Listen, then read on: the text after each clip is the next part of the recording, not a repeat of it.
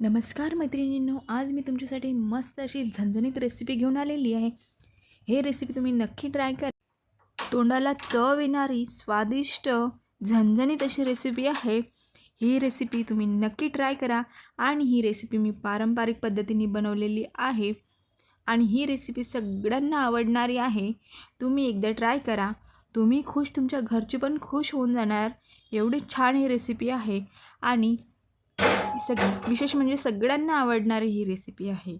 चला तर पाहूया यासाठी आपल्याला काय काय साहित्य लागणार आहे आणि कशी ही रेसिपी बनवायची आहे। ही भाजी बनवलेली आहे मी, ही तुरीच्या हिरव्या दाण्यांची भाजी बनवलेली आहे आणि यावेळेस हिवाळ्यात तुरीचे दाणे आपल्याला सहज मिळतात, तुरीच्या शेंगा, त्याचे असे दाणे करून घ्यायचे आहे आपल्याला आणि या दाण्यांपासून आपण भाजी बनवणार आहोत। ही भाजी तुम्ही नक्की ट्राय करा। चला तर त्यासाठी आपण साहित्य बघू। त्यासाठी आपल्याला हे साहित्य लागणार आहे। इथे मी बरंच साहित्य घेतलेलं आहे, मी तुम्हाला सांगते। इथे मी 2 मध्यम आकाराचे कांदे कट करून घेतलेले आहे आणि 10 ते 12 खोबऱ्याचे काप कट करून घेतलेले आहे। 5 ते 6 लसणाचे कड्या घेतलेल्या आहे। 5-6 हिरव्या मिरच्या घेतलेल्या आहेत, धने घेतलेले आहे, कोथिंबीर, तेजपान घेतलेले आहे मी इथे आणि शेषफूल आणि 3 ते 4 लवंग, 1 विलायची आणि 1 इंच कलमीचा तुकडा। इथे मी एवढं साहित्य घेतलेलं आहे। या व्यतिरिक्त आपल्याला यामध्ये कुठल्याही प्रकारचा गरम मसाला टाकायचा नाही आहे, कुठल्याही प्रकारचा रेडीमेड आणलेला मसालासुद्धा आपल्याला इथे टाकायचा नाही आहे। इथे आपण छान मस्त असा तवा गरम करून घेणार आहे आणि त्यावर हा पूर्ण मसाला, धने वगैरे जे आपण घेतलेले आहे ते सर्व भाजून घ्यायचे आहे। फक्त आपल्याला लसूण भाजायचा नाही आहे। इथे मी धने भाजून घेत आहे, त्यानंतर मी खोबरं भाजून घेत आहे। मस्त असं खोबरं भाजून घ्यायचं आहे आपल्याला आणि कांदा, विलायची, शेषफूल, हे तेजपान, हे सगळं साहित्य आपल्याला भाजून घ्यायचं आहे। बघा, विलायचीसुद्धा अशा पद्धतीची भाजून घ्यायची। ही आपली हिरवी विलायची आहे। कलमी, लवंग सगळं भाजून घेतलेलं आहे। आता आपण हिरव्या मिरच्या भाजून घेणार आहे। मस्तच हिरव्या मिरचीची हिरवी भाजी बनते आपली। आणि हे जे शेषफूल घेतलं मी, हे आपल्याला भाजायचं नाही आहे। मस्त अशा हिरव्या मिरच्या भाजून घ्यायच्या आहे। त्यानंतर आपल्याला आपला कांदा भाजून घ्यायचा आहे। मस्त असं खमंग आपलं साहित्य आपल्याला भाजून घ्यायचं आहे। अशा पद्धतीने वेगवेगळं आपल्याला भाजून घ्यायचं आहे, कारण सर्व सोबतच कढईमध्ये भाजून घेतलं तर त्याची टेस्ट वेगळी येते, कारण प्रत्येक साहित्याला वेगवेगळी हीटची गरज असते। अशा प्रकारे आता आपल्याला आपले दाणेसुद्धा भाजून घ्यायचे आहे। तुरीचे जे दाणे बनवून घेतलेले होते, तुरीच्या शेंगांचे हिरवे दाणे आपल्याला भाजून घ्यायचे आहे। बघा, अशा पद्धतीने मी मस्त दाणे भाजून घेतलेले आहे। हे दाणे आपल्याला वेगळे बारीक करायचे आहे आणि आपण तो जो मसाला भाजलेला आहे, लसूण, कांदा, धने वगैरे, ते आपल्याला वेगळे बारीक करून घ्यायचे आहे। बघा, हे दाणे मी साईडला ठेवत आहे थंड व्हायला आणि तोपर्यंत मी हा मसाला बारीक करून घेतलेला आहे।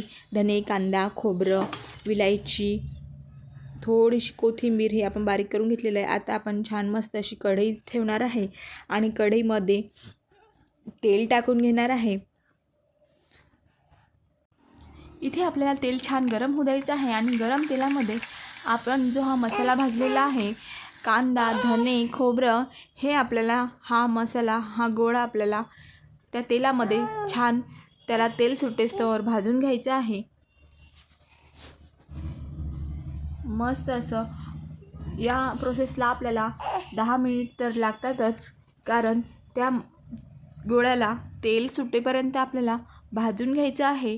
मस्त असं बघा, आजूबाजूने छान गोळा आपला तेल सोडत आहे। आता हे मी दाणे मिक्सरमध्ये अर्धवट फिरवून घेणार आहे।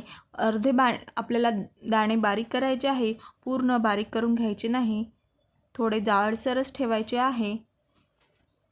तोपर्यंत आपला हा मस्त गोळा भाजून होत आहे। याला आजूबाजून तेल सुटेस्तोवर आपल्याला छान असा मस्त भाजून घ्यायचा आहे। बघा मी अशा प्रकारे दाणे अर्धवट बारीक करून घ्यायचे। हे पूर्ण आपल्याला फाईन बारीक करून घ्यायचे नाही आहे, असे मी अर्धवट बारीक करून घेतलेले आहे। आता यामध्ये या गोळ्यामध्ये आपल्याला थोडीशी हळद टाकायची। हळदनी भाजीला रंग खूप छान येतो।